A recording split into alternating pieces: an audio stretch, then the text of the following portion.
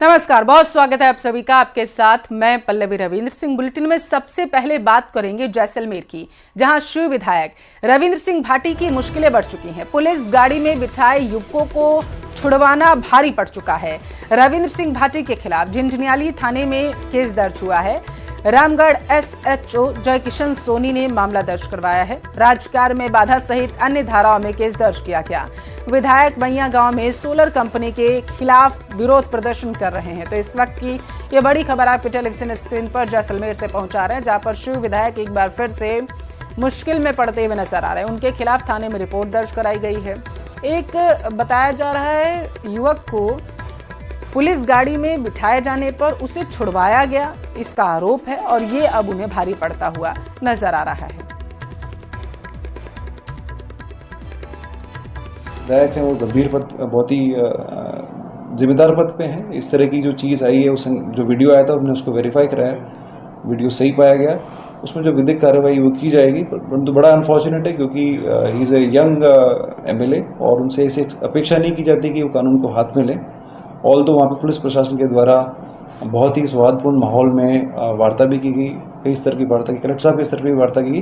परंतु जो कानून का उल्लंघन उस वीडियो में दिख रहा है और उनके द्वारा भी सोशल मीडिया प्लेटफॉर्म से उसे शेयर किया गया, तो उसमें जो भी विधिक कार्रवाई वो की जाएगी और उसमें जो भी सक्षम एजेंसी है CIDCB वो उस पर तफ्तीश करेगी। ज्यादा जानकारी लेंगे संवाददाता हमारे साथ सांवलदान रत्नू टेलीफोन लाइन पर जुड़े हुए हैं। सांवलदान, ये जो वीडियो वायरल हुआ जिसमें ये विधायक रविंद्र सिंह भाटी युवक को गाड़ी से उतारते हुए नजर आ रहे हैं, पहले तो ये बताइए कब का है और रिपोर्ट कब दर्ज कराई गई? देखिए, ये पिछले दिनों से लगातार जो जैसलमेर विधानसभा क्षेत्र में बैया जो गांव है वहां पर सोलर कंपनी स्थापित हो रही है, वहां ओरण बचाओ कमेटी द्वारा लगातार विरोध किया। उसको समर्थन में लगातार जो शिव के विधायक है रविंद्र सिंह भाटी उनको समर्थन कर रहे हैं और वो धरने पर बैठ के रात भी वहां गुजारी है। ये पिछले 2 दिन पुराना वीडियो बताया रहा था। वहां जो बैया गाँव में जो कंपनी द्वारा काम स्टार्ट किया था, जिसका विरोध कर रहे ग्रामीणों द्वारा कंपनी के अधिकारियों के साथ बदसलूकी करने के आरोप में पुलिस ने डिटेन किया था, जिसको पुलिस की गाड़ी से रविंद्र सिंह भाटी ने उन दोनों को उतार के धरना स्थल पे पहुंचा दिया था, जिसका वीडियो सोशल मीडिया पर जबरदस्त वायरल हुआ। रविंद्र सिंह की आईडी समेत तमाम प्लेटफॉर्म पर वो वायरल हुआ, जिसको लेकर पुलिस ने एक्शन लिया है और रविंद्र सिंह भाटी के खिलाफ मामला दर्ज कर दिया है। और रविंद्र सिंह भाटी की पुलिस में मामला दर्ज होने के बाद मुश्किलें बढ़ गई हैं। जी सांवलदान, आपके पास आऊंगी। हमारे साथ शिव विधायक रविंद्र सिंह भाटी इस वक्त टेलीफोन लाइन पर जुड़े हुए हैं। रविंद्र जी, न्यूज़ 18 राजस्थान पर बहुत स्वागत है आपका। बहुत बहुत धन्यवाद। ये एक वीडियो हम अपने दर्शकों को दिखा रहे हैं जिसमें आप पुलिस की गाड़ी में बैठे कुछ युवकों को गाड़ी से उतारते हुए नजर आ रहे हैं। इसके बारे में सबसे पहले बताइए जरा सा। बिल्कुल, मैं आपको बताना चाहूंगा कि शांतिपूर्ण तरीके से, लोकतांत्रिक तरीके से विरोध दर्ज करवा रहे थे ग्रामीण जन और कुछ लोगों को गाड़ी में बिठाया गया। जब मैंने SHO को पूछा कि आपने इनको गाड़ी में बिठाया कोई खास वजह, तो कि नहीं साहब, हमने गिरफ्तार नहीं किया है, बस इनको गाड़ी में बिठा रखा है। मैंने कहा साहब, आप पैनिक क्रिएट होगा जनता में, आप इनको छोड़ दें और ऐसी कोई लॉ एंड ऑर्डर की सिचुएशन है नहीं यहाँ पे, तो सब चीजें स्मूथली होनी चाहिए। तो ठीक है साहब, हम उन्होंने उतार दिया। और उसके बाद में पता चलता है कि 24 घंटे 48 घंटे बाद कोई मामला दर्ज होता है। जाहिर सी बात है कि जनता की आवाज को दबाने के लिए ये एक साजिश और षड्यंत्र किया जा रहा है।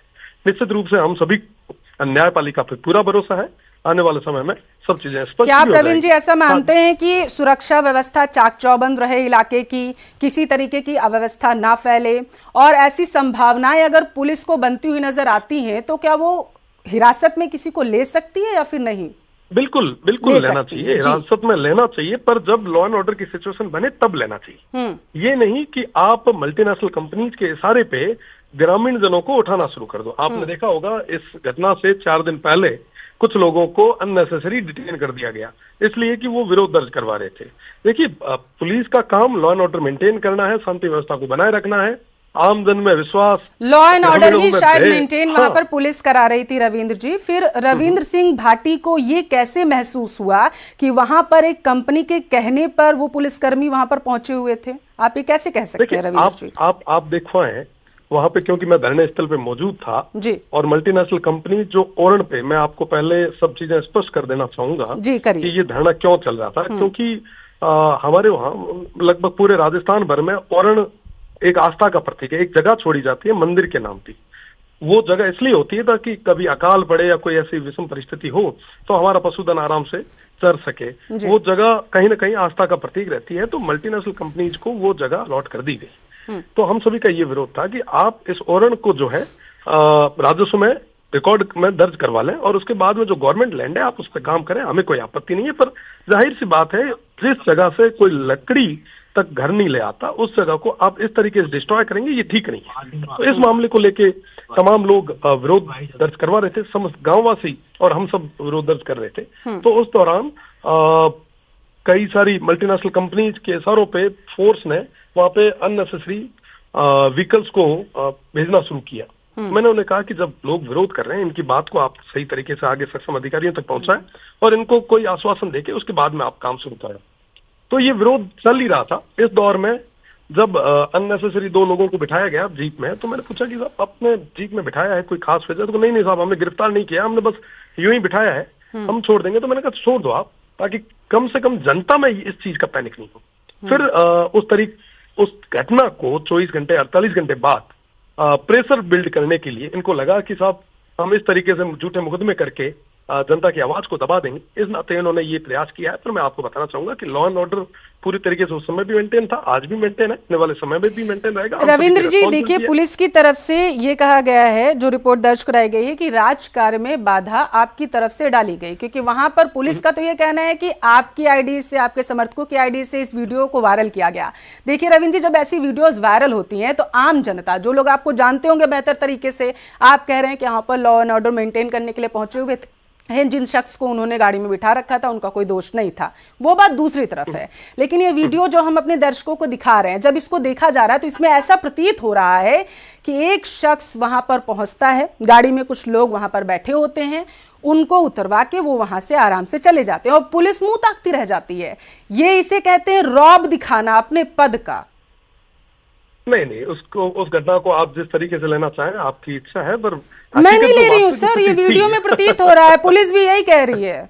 आप देखिए, आप न्यूज़ 18 राजस्थान देख पा रहे हैं, आप देखिएगा जरा सही, वीडियो देखकर वही लग रहा है, एक आम इंसान की तरह अगर मैं देखूं तब भी यही लग रहा है। देखिए, हमने लॉ एंड ऑर्डर को पूरे तरीके से मेंटेन रखा है और आगे भी रखेंगे। जाहिर सी बात है कि जो ये मुकदमे दर्ज कर रहे हैं, मुकदमों के माध्यम से जनता की आवाज को, हम सभी की आवाज को दबाने का प्रयास किया जा रहा है। इनके मुकदमों से आवाज को दबाया नहीं जा सकता। हम हमारी बात को आगे तक रखेंगे। न्यायपालिका में हमें पूरा भरोसा है, निश्चित रूप से न्याय होगा।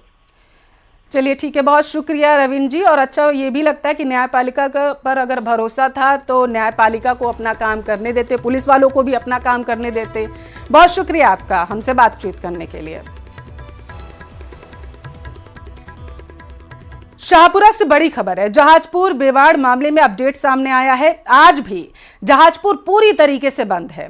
धरने स्थल पर ही युवाओं ने पूरी रात बिताई है। 14 सूत्री मांगों को लेकर कस्बा बंद है। प्रशासन और हिंदू संगठनों में लगातार वार्ता अभी भी जारी है। तो ये बड़ी खबर आपके टेलीविजन स्क्रीन पर है, जहां पर जहाजपुर में अभी भी बताया जा रहा है 14 सूत्री मांगों को लेकर व्यापारिक संगठन और आम लोग जो हैं वो धरना प्रदर्शन कर रहे हैं।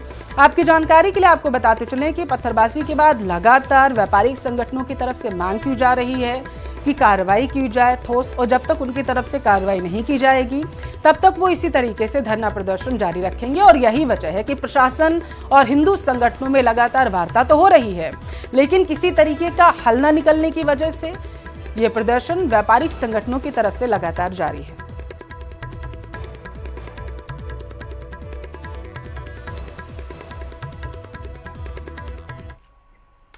टोंक का रुख करते हैं। थप्पड़ कांड से जुड़ी एक अपडेट सामने आई है, अब तक पहुंचाएंगे। नरेश मीणा से कोतवाली थाने में पूछताछ होगी। जेल से प्रोडक्शन वारंट पर लेकर के उनियारा पुलिस आई है। इस वक्त की बड़ी खबर आपको टेलीविजन स्क्रीन पर।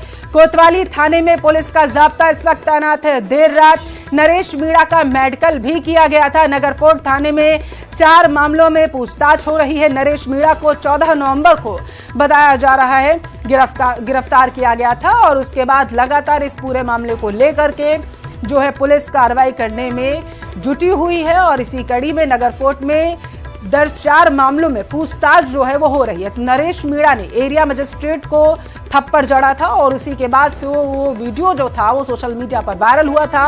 वायरल वीडियो होने के बाद पुलिस ने तत्परता दिखाते हुए पूरे मामले का संज्ञान लिया। नरेश मीणा को गिरफ्तार किया गया। नरेश मीणा को टोंक जेल से कोतवाली थाने लेकर आया गया है।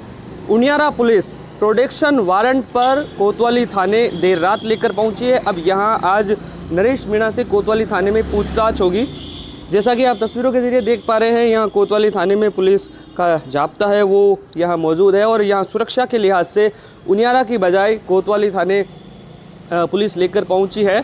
और नगर फोर्ट थाने में जो 4 मामले दर्ज है उसमें एक मामले में नरेश मीणा को निवाई कोर्ट ने जेल भेजा था। उसके बाद अलग अलग मामलों में पुलिस पूछताछ करने के लिए उनियारा लेकर जाने वाली थी, लेकिन सुरक्षा की दृष्टि से देखते हुए शहर के बीच ये कोतवाली थाना पड़ता है और जेल से सबसे नज़दीक यही थाना है। ऐसे में अब उनियारा पुलिस यहाँ पूछताछ करेगी। तस्वीरों के जरिए एक बार फिर मैं आपको दिखा दूं, कोतवाली थाने में तमाम पुलिस के अधिकारी है वो यहाँ मौजूद है, अतिरिक्त जाब्ता है वो यहाँ पर मौजूद है। यहाँ से आगे जाने के सख्त मनाही है पुलिस की ओर से, लेकिन हाँ, बाहर किसी तरह की हलचल फ़िलहाल नहीं दिखाई देती है, ना ही ऐसा एहसास होता है कि यहाँ नरेश मीणा अंदर हवालात में है। देर रात से ही नरेश मीणा हवालात में है। उसको लाने के बाद यहाँ मेडिकल की टीम पहुँची थी, उन्होंने मेडिकल चेकअप किया और उनियारा सर्किल ऑफिसर जो रघुवीर सिंह भाटी है वो यहाँ मौजूद है। सीओ टोंक सिटी के हैं राजेश विद्यार्थी वो यहाँ मौजूद है। पुलिस के आला अधिकारी है वो यहाँ मौजूद है और यहाँ पूछताछ के बाद कोर्ट में पेश किया जाएगा और संभवतः कोर्ट में पेश वीसी के जरिए पेशी होगी और उसके बाद फिर जेल में शिफ्ट करने की प्रक्रिया है वो पूरी होगी। लेकिन आज टोंक शहर की कोतवाली पुलिस के अंदर उनियारा पुलिस नरेश मीणा से पूछताछ करेगी। न्यूज़ 18 राजस्थान, दौलत पारिक, टोंक। जोधपुर से बड़ी खबर है। अनीता चौधरी की हत्याकांड से जुड़ी एक बड़ी खबर आई है, आप तक पहुंचाएंगे। अब तक अनीता के शव का अंतिम संस्कार नहीं किया गया। परिजन अब भी शव का अंतिम संस्कार नहीं करने पर अड़े हुए हैं। सीबीआई से मामले की जांच और तैयब की भूमिका स्पष्ट करने की इस पूरे मामले में मांग की जा रही है। तो 30 अक्टूबर को 6 टुकड़ों में शव मिला था अनीता का और इसके बाद लगातार परिजन मांग कर रहे हैं कि इस पूरे मामले की सीबीआई जांच हो और इसी के साथ तैयब की आखिर इस पूरे मामले में क्या भूमिका रही है ये भी स्पष्ट किया जाए। और उसी के बाद अनीता के परिजनों की तरफ से कहा जा रहा है कि हम अंतिम संस्कार करेंगे। तो अनीता चौधरी हत्याकांड से जुड़ी ये बड़ी खबर आ रही है। अब तक अनीता चौधरी का अंतिम संस्कार नहीं किया गया है। परिजन जो है अंतिम संस्कार नहीं करने पर अड़े हुए, उनकी तरफ से सीबीआई जांच की मांग की जा रही है।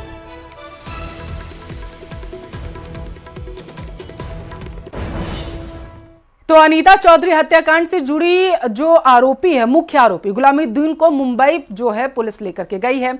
गुलामुद्दीन ने मुंबई में फरारी काटी थी। मुंबई में जाकर अब तस्दीक करवाई जाएगी इस पूरे मामले को लेकर के। तो बड़ी खबर आप तक पहुंचा रहे हैं। आपकी जानकारी के लिए आपको बताते चले कि अनीता चौधरी हत्याकांड से लगातार एक परत जो खुलासे हो रहे हैं वो बेहद ही चौंकाने वाले हैं। मुख्य आरोपी गुलामुद्दीन ने मुंबई में फरारी काटी थी। पुलिस मुंबई में अब जो है तस्दीक करवाएगी गुलामुद्दीन से, ऐसी जानकारी सामने निकलकर आ पा रही है।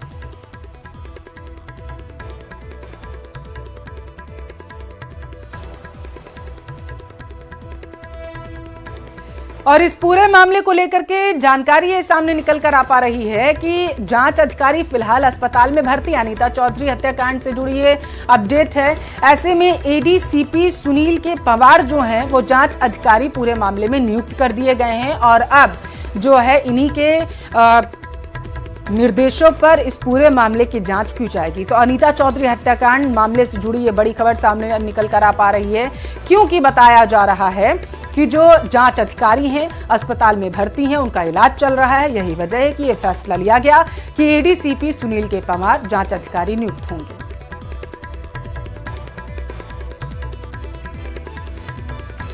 जयपुर के काला डेरा से बड़ी खबर है। युवती के लापता होने का मामला सामने आया। समुदाय विशेष के युवक पर बहला फुसला कर ले जाने का आरोप है। पुलिस ने युवक युवती को नाई की थड़ी इलाके से दस्तयाब कर लिया। युवती के परिजन और रिश्तेदार पुलिस थाने में इकट्ठा हो गए हैं। हवा महल विधायक बाल मुकुंदाचार्य के काला डेरा पहुंचने की भी सूचना मिल रही है। तो ये बड़ी खबर आपको टेलीविजन स्क्रीन पर जयपुर के बताया जा रहा है। ये मामला सामने आया है वहां से कि समुदाय विशेष के युवक ने एक महिला को बहलाया फुसलाया और उसके बाद जो है वो उसे लेकर के जा रहे थे। हालांकि इसी दौरान पुलिस ने दस्तयाब कर लिया है सभी को। युवती के परिजन और रिश्तेदार पुलिस थाने में इकट्ठा हो गए हैं। जानकारी ये सामने निकल कर आ पा रही है कि हवा महल के जो विधायक हैं बाल मुकुंदाचार्य के भी काला डेरा पहुंच सकते हैं। तो ये बड़ी खबर आपके टेलीविजन स्क्रीन पर। एक बार फिर से जयपुर के काला डेरा से ये बड़ा अपडेट सामने आया है, जहां पर बताया जा रहा है कि युवती जो है लापता हो गई थी। और हैरान करने वाली बात यह है कि युवती के लापता होने के पीछे समुदाय विशेष के एक युवक का हाथ जो है वो बताया जा रहा है। आरोप यह है कि समुदाय विशेष के युवक ने पहले युवती को बहलाया फुसलाया और फिर अपने साथ वो ले गया। ज्यादा जानकारी लेंगे संवाददाता हीरालाल हमारे साथ टेलीफोन लाइन पर जुड़े हुए हैं। हीरालाल, अभी की परिस्थितियां थाने के बाहर क्या हैं और बाल मुकुंदाचार्य भी पहुंच रहे हैं काला डेरा, इसको लेकर के क्या अपडेट? जी बिल्कुल, देखिए काला डेरा इलाका का मामला है जहां एक युवती कुछ दिनों पहले अपने घर से लापता हो गई थी। परिजनों ने समुदाय विशेष के युवक पर उसको बहला फुसलाकर भगा ले जाने का आरोप लगाया था और पुलिस में मामला दर्ज कराया था। पुलिस ने जांच करते हुए युवक युवती को जयपुर के नाई की थड़ी इलाके से दस्तयाब भी कर लिया था। दोनों को दस्तयाब करके पुलिस थाने लेकर पुलिस पहुंची। इसके बाद जो परिजन और रिश्तेदार है वो पुलिस थाने में एकत्रित हो गए और उन्होंने घटना को लेकर रोष भी जाहिर किया। साथ ही उन्होंने इस पूरे मामले को लव जिहाद से जोड़कर आरोप लगाया कि ठीक है, आप नजर बनाए रखना हीरालाल, आपका बहुत शुक्रिया जानकारी पहुंचाने के लिए। केंद्रीय मंत्री गजेंद्र सिंह शेखावत क्या कुछ कह रहे हैं, जरा आपको वो तस्वीरें दिखाते हैं। महीने में ये बिल्डिंग भी पूरी हो जाएगी, तब जोधपुर के कम्युनिकेशन को लेकर के, आवागमन को लेकर के जोधपुर में बहुत बड़ा लाभ होगा। जोधपुर रेलवे स्टेशन का रीडेवलपमेंट का काम शुरू हो चुका है। 500 करोड़ रुपए की लागत से जोधपुर रेलवे स्टेशन का नवीनीकरण, एयरपोर्ट की तर्ज पर जोधपुर का रेलवे स्टेशन बने, इस दृष्टिकोण से काम हो रहा है। राजस्थान में डबल इंजन की सरकार है और इस डबल इंजन की सरकार में हम जोधपुर के लोकसभा क्षेत्र को राजस्थान के सभी क्षेत्रों में जिस तरह से विकास हो रहा है उसमें अग्रणी रखते हुए हम जोधपुर में काम करें, इस दृष्टिकोण से मिलकर के हम सब पार्टी परिवार के लोग मिलकर के काम करें। अनिता चौधरी की हत्या एक तो ये पूरा ही है, फर्स्ट एक फेज है, इसका एक्सटेंशन एक और बाद में एक और फेज पे काम करेंगे। अनिता चौधरी की हत्या शव पड़ा है, अभी तक कोई भी जवाब नहीं है पुलिस के पास। देखिए, मुझे लगता है कि पुलिस ने मुख्य आरोपी को गिरफ्तार किया है और जो संदिग्ध लोग हैं उन सबको भी गिरफ्तार किया है। इन्वेस्टिगेशन अपनी जगह पर है, पूरा इन्वेस्टिगेशन कंप्लीट होगा। वो सब विषयों को लेकर के मुझे लगता है कि अधीरता प्रदर्शित नहीं करनी चाहिए, लेकिन ये तय है कि इन्वेस्टिगेशन की जल्दबाजी के कारण से कोई अपराधी न बचे और कोई निरपराध जेल भी न जाए। इन दोनों का ध्यान रखते हुए जिसने अपराध किया उन सब के खिलाफ कठोरतम कार्रवाई हो। इस जघन्य हत्याकांड के दोषियों को उनके किए की सजा मिले, इसको सुनिश्चित करें। सर, परिवार जो है सीबीआई की जांच की मांग को लेकर लगातार धरने पर है। दो चीजें